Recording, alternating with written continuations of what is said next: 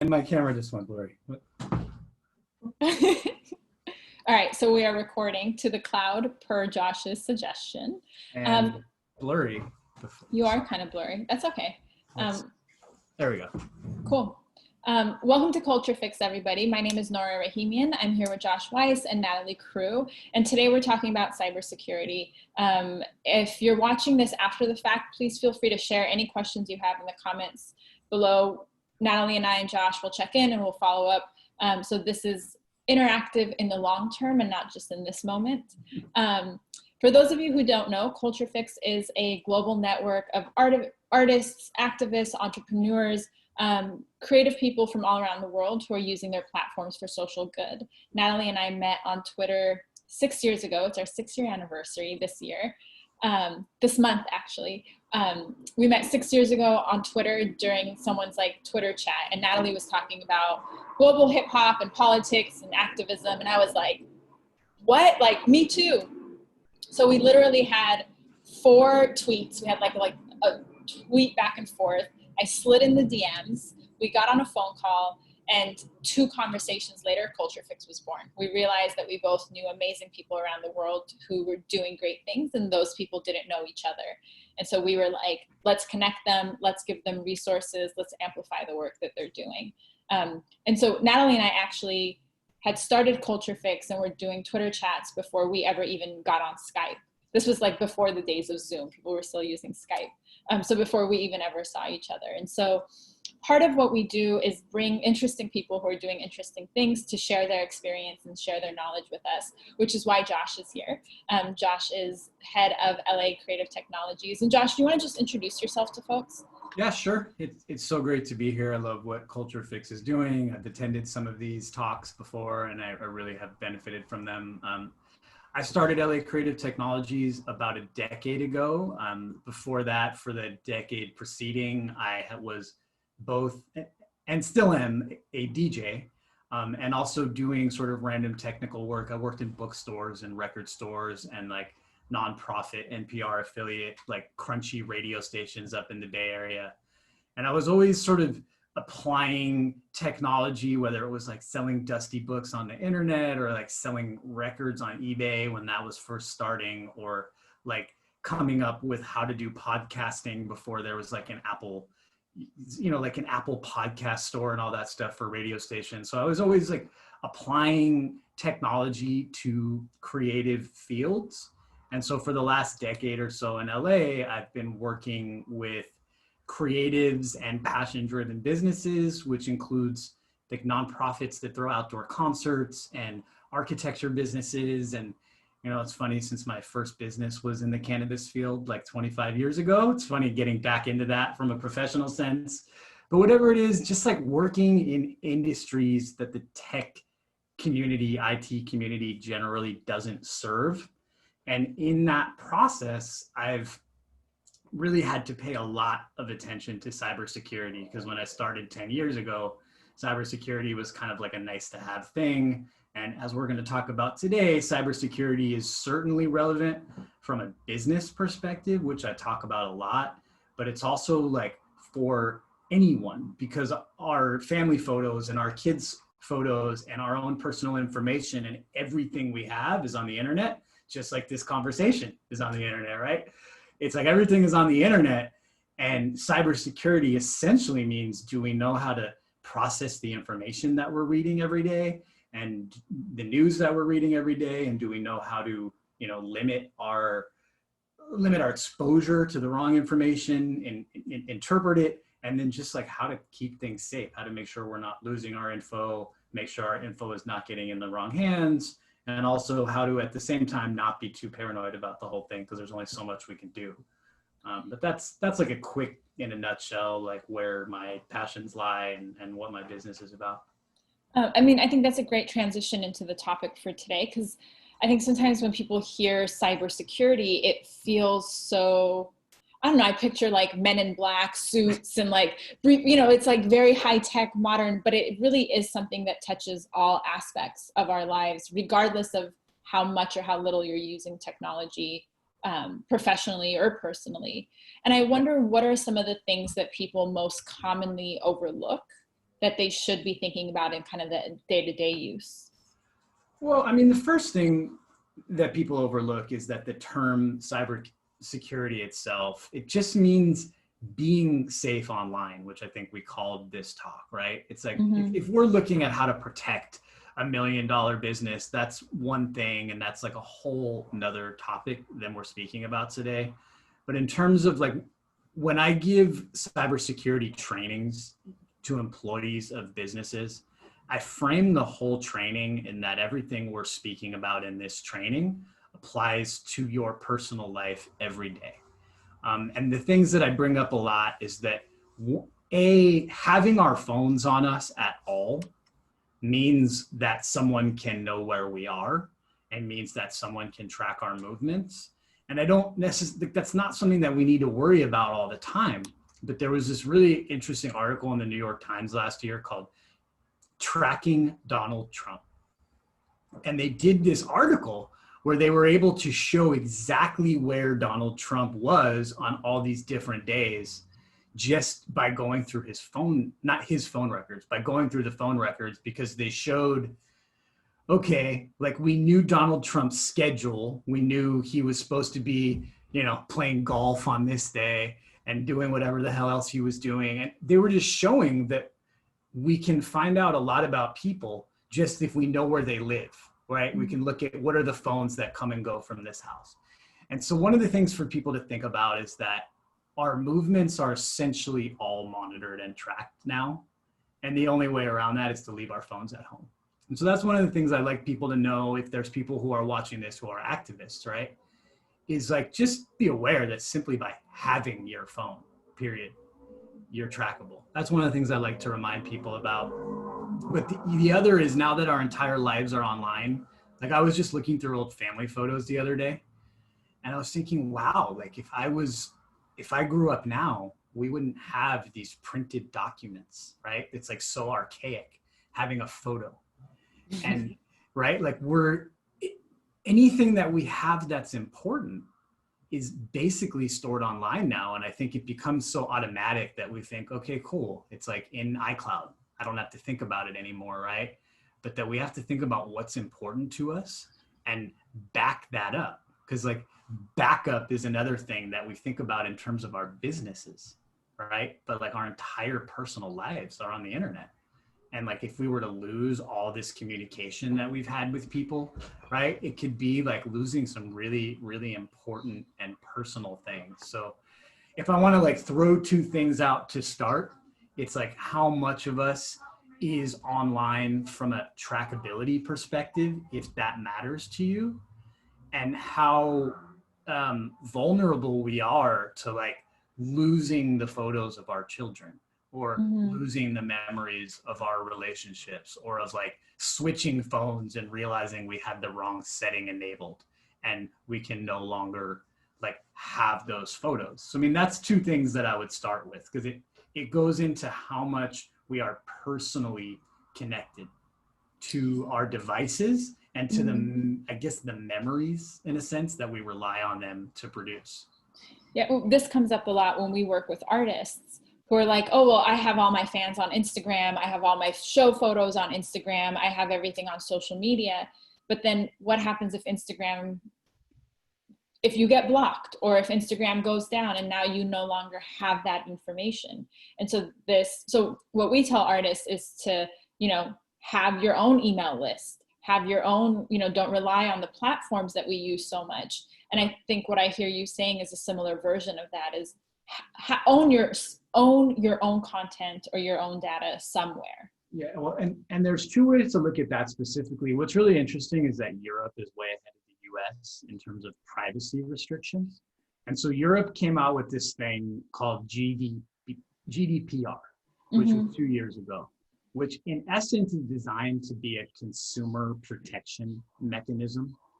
And they were saying that there was a couple of things that applied sort of like general day to day. And one of those is that if we are any citizen of the European Union can reach out to Facebook, reach out to Google, reach out to the platforms and say, I would like to be quote unquote forgotten.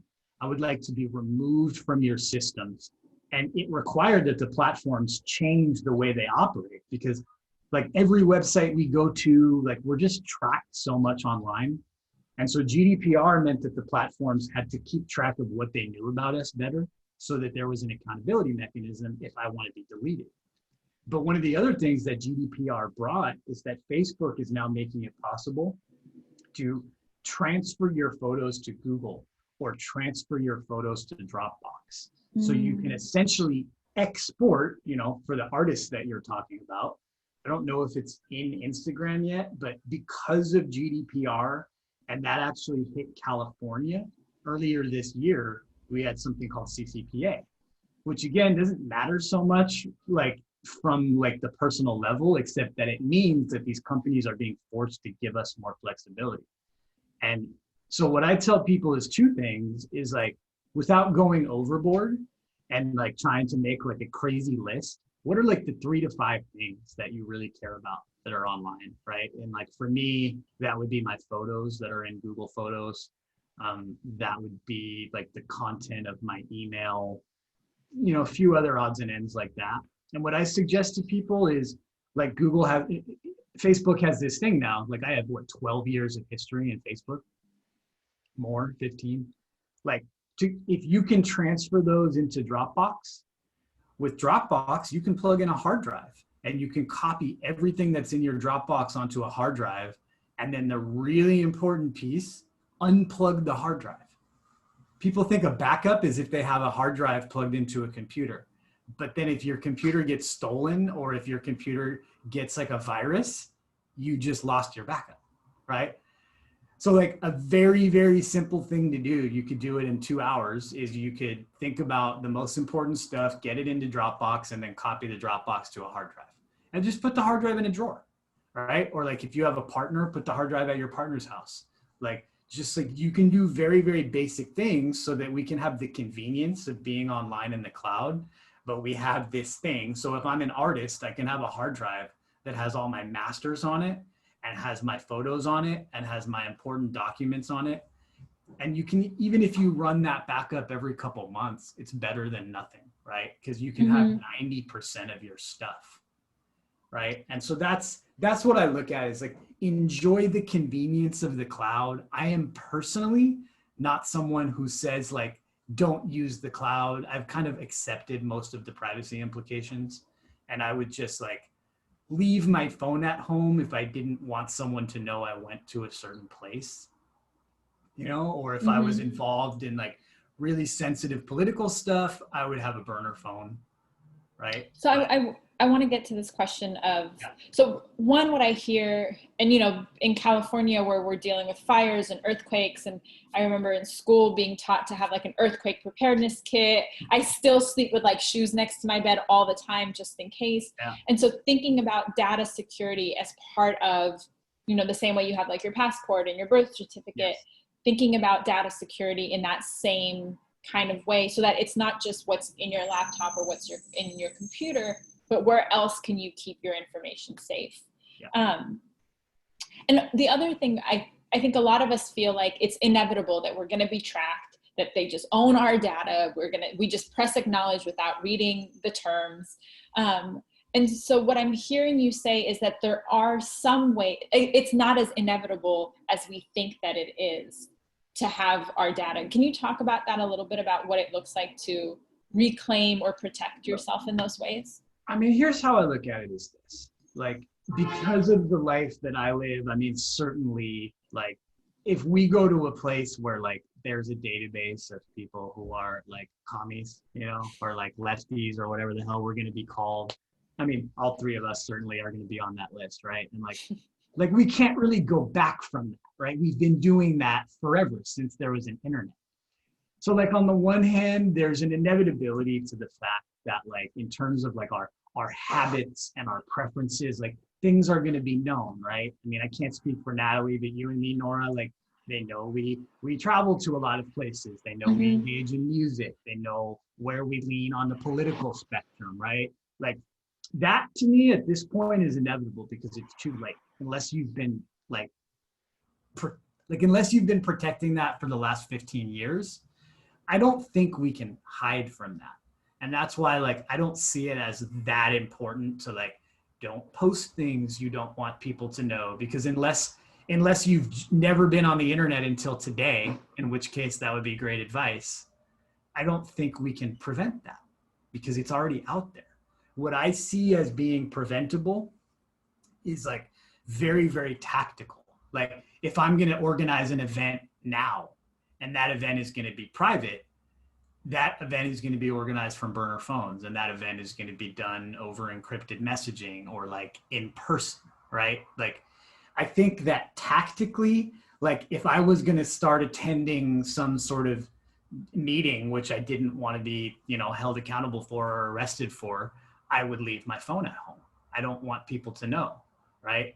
And so then, people are going to see the absence. They're going to be like, look, every Thursday, Josh leaves his phone at home. So he must go somewhere bad, but at least they're not going to know where it is, right? So that's one thing. I just don't think we can protect the larger context because there's so many data points about all of us at this point that it's like they know who we are, right? So it's more about, can I prevent certain, like just like that article about Trump, it was so funny that the New York Times ran that. They're like, you could be this guy who like needs to be private so he doesn't get killed. Right. And yet still he's running around with his iPhone, and it's like with essentially publicly available cell phone records, we know where he went, right? Or there was this great article that I read that you can't bring your phone to work at the CIA, but you can see thousands of phones in the parking lot outside the CIA pinging all day. And they were able, in this article, they were talking about, okay, this guy leaves the CIA and goes to rehab. Like this guy leaves the CIA and goes to, cheat on his wife, or like you can see all these things happening and you can still relate them to the CIA. Mm-hmm. And like, that's what I like people to think about, is that we still know, they know where you live. So it's really only very tactical. And this is true whether or not I have like Find My Location or app sharing or Google Maps. It's true with or without these things, right? Because of this, your cell phone is related to you, right? Your cell phone, by matter of functioning, calls back to the cell phone tower. Mm-hmm. So we have location services turned off, and certainly I like to tell people to like on Android now, you can say this app can only record or can only access location data when I have this app open. Those are really good practices, and we can share some good practices to take on your cell phone. But in terms of like the police using your information in an investigation, they don't go to Yelp and ask if you've checked into location services to look up restaurants near you. They go to your cell phone provider and see if your phone has called home. And your phone calls home a couple times a minute, every minute, forever. Unless it's in airplane mode or like turned off or left at home. So that's why, to me, if you want to be private, know that you're mostly not private, but leave your phone at home. Another really big piece of advice I don't want to forget is delete messages on your phone that are sensitive, even if they're like in an encrypted messaging app. Like someone I know was traveling from Central America to the United States last month, and he trims on weed farms, which is more or less legal at this point, even though like there's tax evasion, maybe implications. But they asked him to look at his phone when he got here, and they saw that he was trimming weed, and they deported him. And to me, that was like, for all the stuff I think about privacy, that one blew my mind. In 2020 in the United States, I mean, obviously we know it's happening, but like hearing the story of my friend who I've known for 20 years getting deported because they looked through his text messages, that's one I would say is huge. Is like, wow. Delete the stuff. I mean, part of owning your information is not having it able to be pried through. I mean, this brings up a good connection around how these like privacy and cybersecurity issues connect to civil rights. Because I don't think it's something people really think about. Or when we do think about privacy, I think sometimes we think about like very conservative, far, like it's not necessarily a liberal thing that people think about, but it is very, right? It's like, oh, what are you trying to hide? Or are you not being transparent, right? It has sometimes this like negative connotation. But what do you see as these connections between privacy and security and civil rights? Well, I mean, the bottom line, like if you go to the pages, like Microsoft has a page like this, Google has a page like this, it's fairly easy to generate the types of reports that law enforcement asks for. So like if someone was like, these CultureFix people, like they're totally seditious, they're like getting people involved in all this activist stuff, like I need to know what's happening in Nora's inbox. It's easier than you would like to think for someone to go and like, it's hard to answer this for sure, but it seems almost like if you have a email address on a police department domain, like at lapd.com or whatever, it's not that hard to say, I need Nora's inbox. Like it's going to come down to the person who processes that request. I was just reading an article about this last week that like, you can go see those pages. They're public pages. And so what people need to think about is like, okay, I don't have anything to hide, but like, you know, it's like we almost like we forget how much stuff we send, right? And if we do something, and I mean, you know, I think all of us are kind of looking to November and January with, you know, some crossed fingers. And like, what if things which aren't really illegal become illegal in 8 months, right? And like, so I'm starting to think about like all the data points exist on us and those aren't going to go away, but like, is it time for all of us to think about cleaning up our message history or like downloading all our messages and cleaning them up? Or at you know, that's on that level of, could someone pull an information request on us? And then, you know, but then even if like, I think before I travel again through an airport, like I'm going to start cleaning my phone up. I don't want all my messages. Like when someone can just demand our phones and look through it now and we have no recourse, right? So we have to think about, what do we have stored online? What do we have stored on our phones? Those are two huge privacy implications, right? What can people know about us based on where we travel? Because we all travel with tracking devices on us, even if we turn off all the features that allow the individual vendors to generate data about us, like not, you know, turning off location on Yelp so that Yelp doesn't know where I go all the time, or like where Yelp app can't surreptitiously turn on my microphone. Our phones themselves are the tracking devices.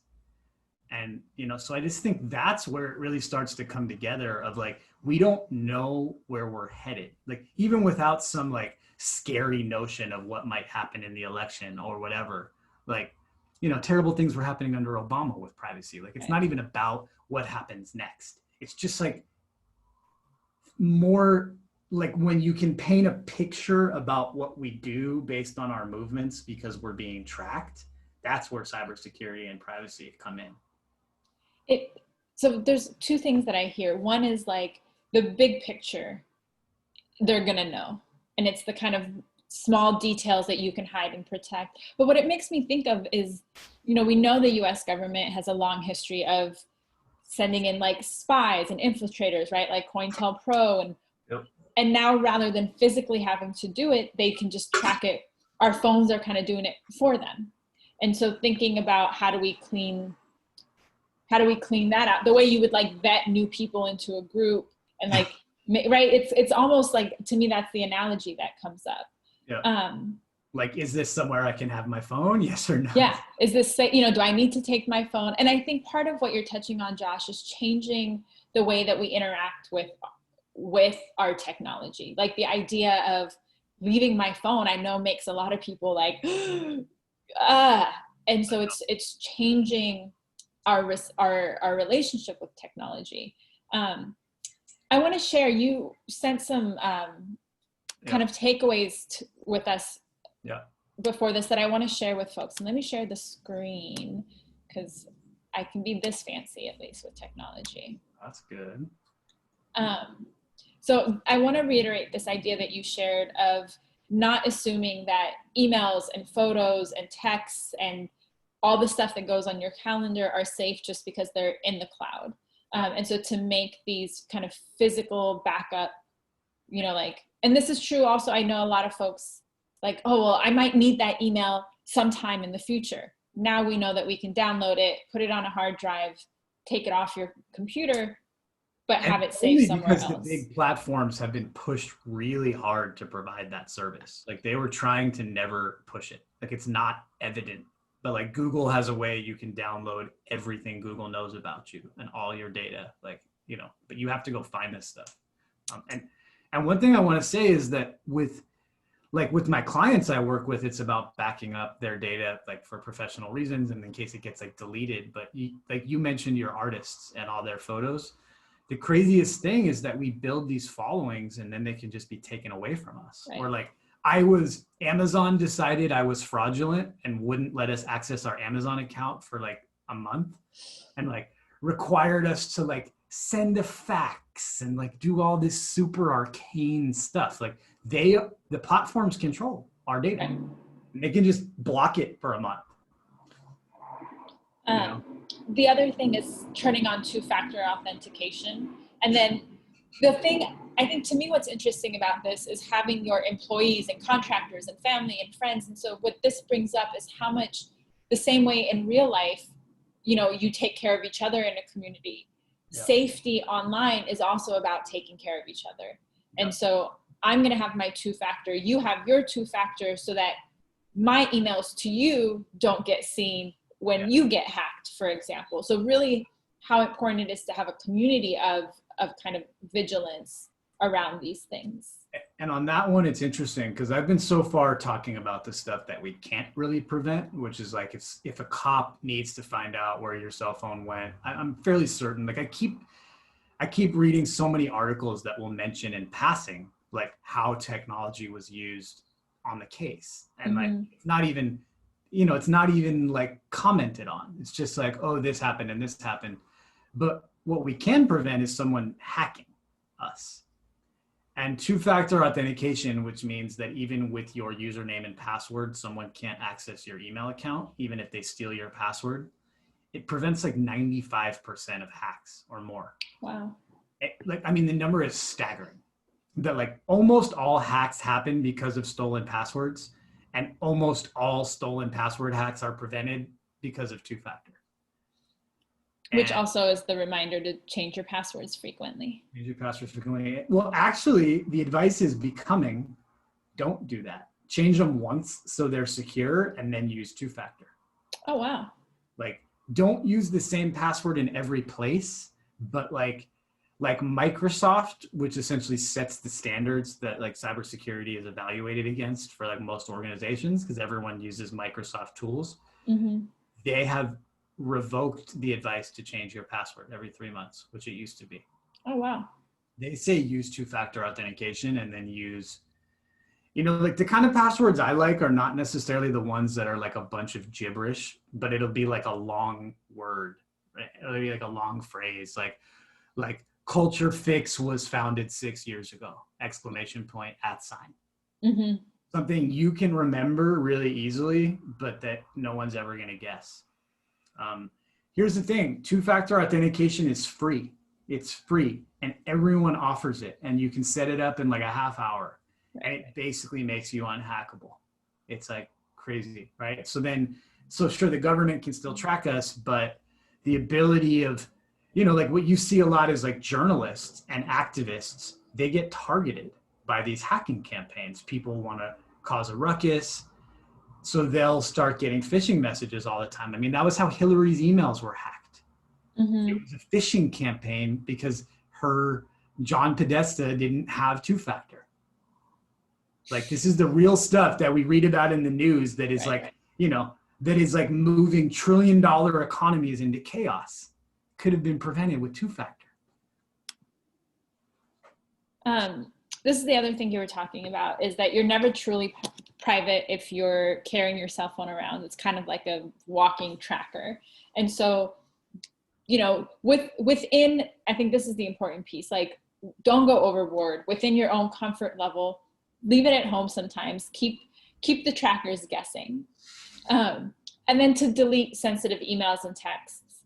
And if you are going to keep them, use platforms like Signal and Proton that have encryption on both ends to send those messages, because people are getting arrested and deported based off of what's on their technology. And remember that even with Signal and Proton, the analog hole still exists. You know that phrase? No. The analog hole, which is what was come up with, it was about copying stuff back in the, I think it was essentially saying that even if like things can't be copied, like if we have digital rights management, you know, like where like MP3s like couldn't be played on a iPod if they didn't have the right Apple DRM. The analog hole is I can just record it. And that means that like, even if I can't take a screenshot of Signal, I can certainly take another phone and snap a picture of it. Right. Just like remembering that everything we do digitally to try to stay safe, like it goes out the window if someone's looking over your shoulder. Or like, you know, that's the stuff that I find really interesting, is that technology helps us, but that at the end of the day, people overhear us, people look what we're doing, you know, even having your phone searched at the airport is the analog hole. Like, yeah, you couldn't hack into my texts if you're the government, but you can ask me to look at them on penalty of deportation. Right. So, Josh, this has been a ton of really useful information. So thank you so much for hanging out with us today and sharing. I was like, I gotta watch this again and like take notes for myself, go set up some of my security measures. Just turn on two-factor. And I'm gonna give you guys a guide that I made that's like a little like 1 page each on each service, right? Just like go to your Facebook, go to your Gmail, turn on your two-factor. Thank you. So yeah, if you share that, and then if folks need it, we'll share it out with our networks. CultureFix is a global network of good people doing good things. We're here to collaborate and amplify and support. So if anyone's watching this and you want to collaborate, or you have ideas for topics you'd like us to talk about, please feel free to reach out to me or Natalie. Our @ are at the bottom of your screen when we shared the screen earlier. But hashtag CultureFix and we'll find you. Josh, where can people reach out to you if they want IT support or good music? The best, probably LinkedIn these days. Just LA Creative Technologies on LinkedIn is where we're at LA Creative Technologies on LinkedIn is good. I've actually been, part of my routine lately is getting off Facebook and Instagram because it's too overwhelming and there's too much misinformation, which is a whole nother topic.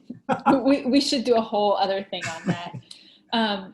Thank you so much for hanging out with CultureFix. I'm Nora Rahimian along with Natalie Crue and Josh Weiss, and we'll see you next time. Thanks everybody.